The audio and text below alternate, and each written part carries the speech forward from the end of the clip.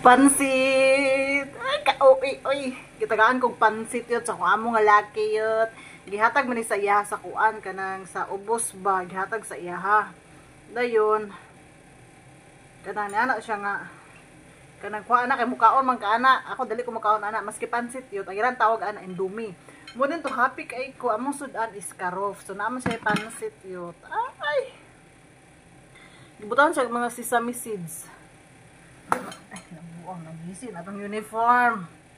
Bidlak na yot. Pansit. Kalami oy. Butangan siya mga sesame seeds. Murag na ay birthdays. Te. O, ilagi ka. Uy, kayo ka. Uy. Yun ang among gabay. Kasi may nagluto, ana.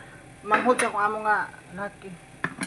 Asa mo to kung minom na punta ni para patambok sa giti. Nadambok so kay ko ani Ginoo ko. So na di ko minom ani, karon kay minom na ko ba.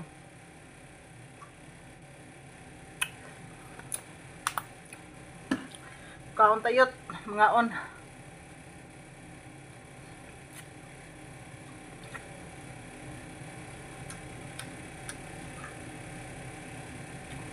Lasang Pinoy.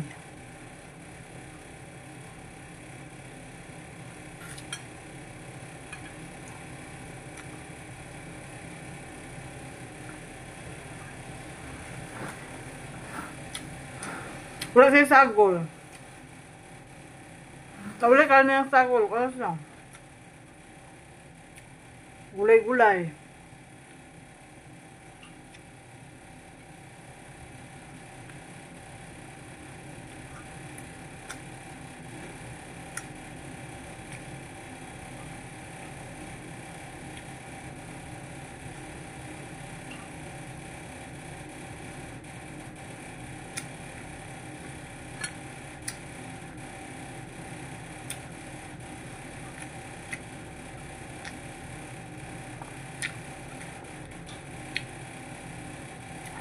Abi na ko kuan.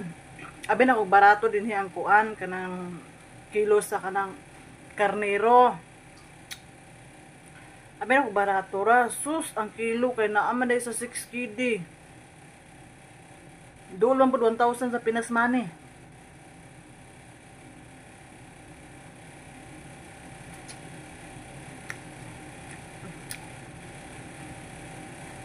Mahal man di ay.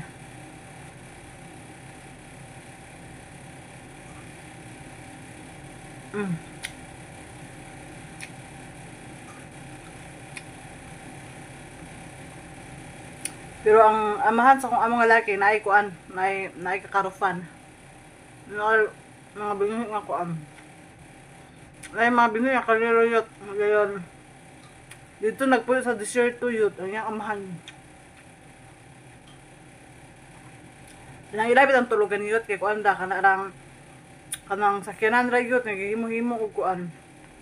Himo-himo og atup-atupan bitaw dahil gihimo og murag balay-balay mo sakyanan nga mudagan na then ay aircon. Then nasa lay kuan, nasa lay buhay nga tulo ka buok mga Afrika. Mga itumon